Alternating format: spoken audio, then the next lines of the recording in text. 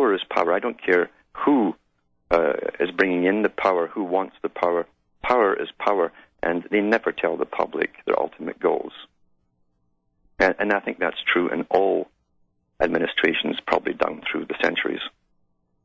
And not John Dee, but Francis Bacon said it's best the public never really know the true machinations of government, the true reasons that they do things.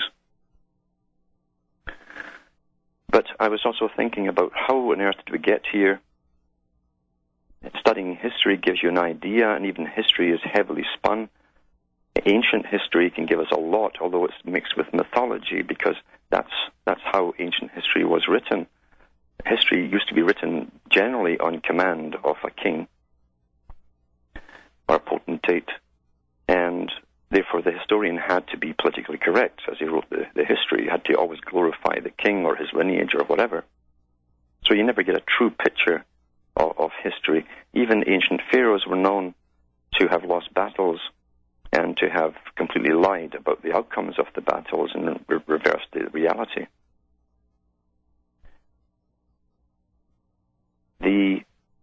This takes me on to culture, really, and culture creation and control.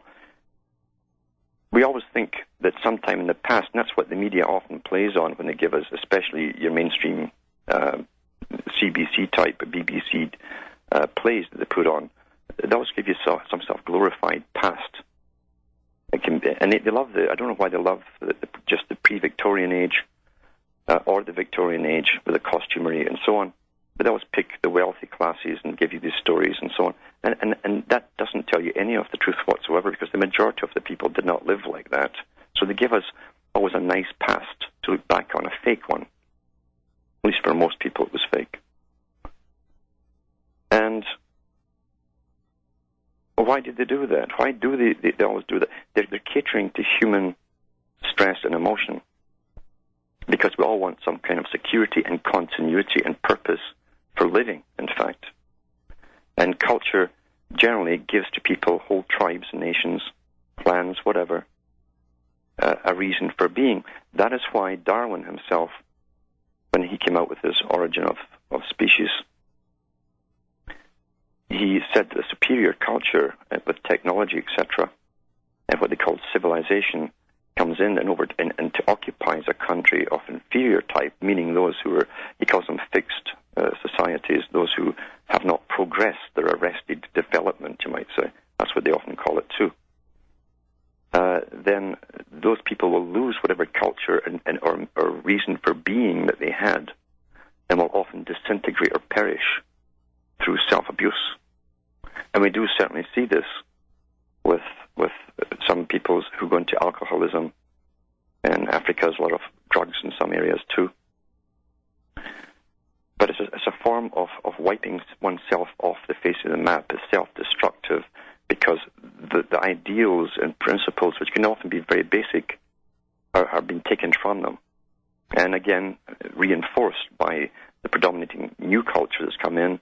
They'll often try and wipe out the old culture, which further disintegrates the people if they can't adapt, as they say, in Darwinian terminology. So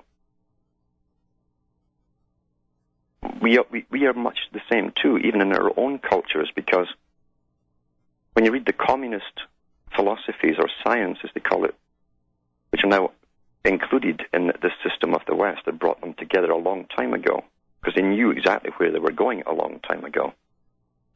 And that came out in the Rees Commission of Norman Dodd, that they knew this back in the 1950s.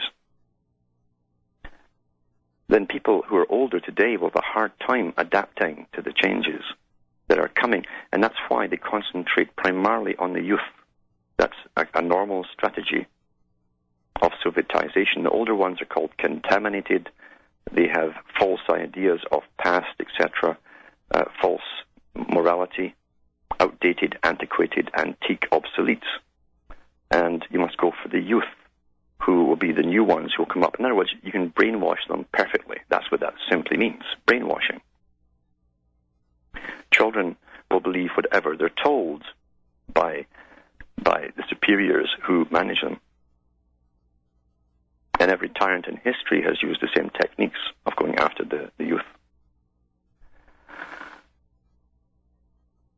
And this brings me into something of the techniques that are used, because, again, I watched another, and broken pieces anyway, a video via satellite, starts and stops, by Adam Curtis. Adam Curtis has done documentaries for quite a few years, and then he was absorbed by the BBC.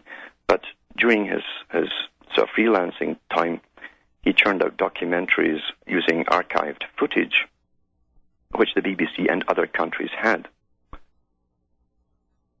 to do with the 20th century primarily, and the wars, and how even after World War II, the Nuremberg trials were opened off by, I think, a 6-hour-long movie,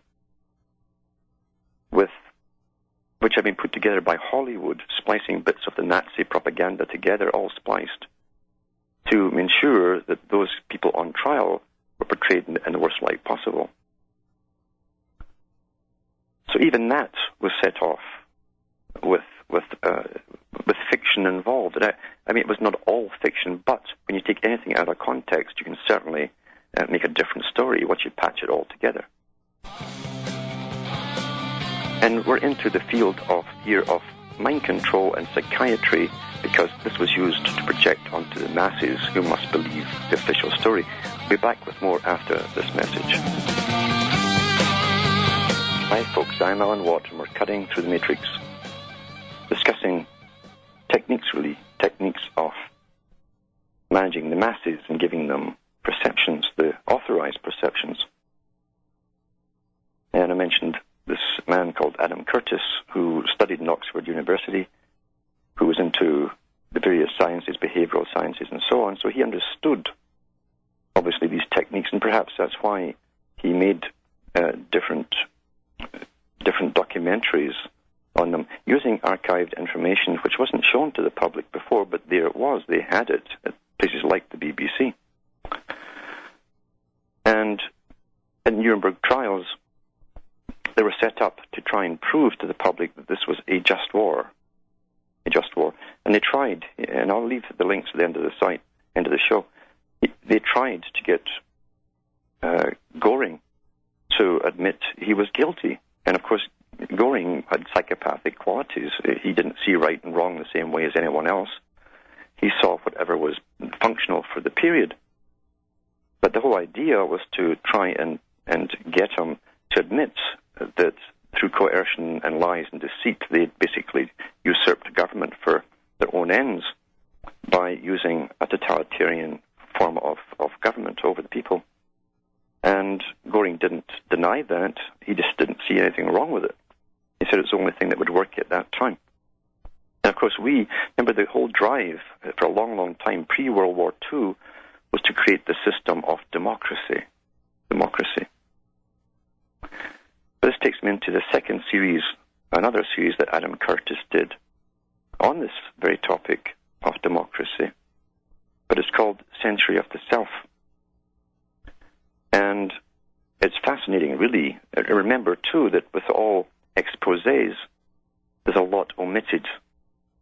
For instance, he never goes into the fact that down through the last 100 years, there have been big organizations like the Royal Institute of International Affairs and the CFR and a host of other, and you've got the Trilaterals and many, many other organizations all working together to bring in their particular global system. And they still use the term democracy, but it's so secretive and so all infiltrating through all systems of government that it's just too big for the average person to manage even in their head. It's so huge because they're heavily funded, have hundreds of departments working on special projects and so on. But it's still worth watching Adam Curtis's series of videos here, going through the techniques that they used. Now, they used, just at the end of World War I, Edward Bernays. Everyone's heard his name. He was the nephew of Freud. And supposedly, we're told, he used Freud's techniques of